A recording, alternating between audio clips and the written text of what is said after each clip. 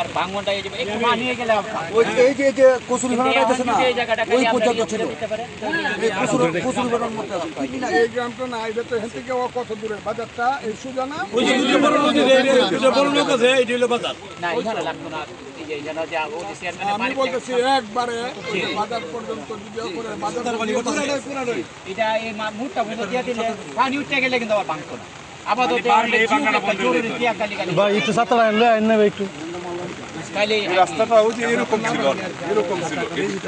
এক সমান ছিল ভাই একটু ধরেন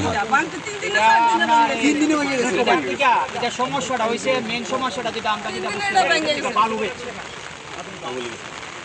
রাইডার থেকে বালুর ব্যবসা করছে আর এলাকার মানুষ হয়তো বা জিম্মি ছিল বা কিছু বলে না যার কারণে এটা যা আরো গভীর করছে যার কারণে পানির সুরটা এইদিকে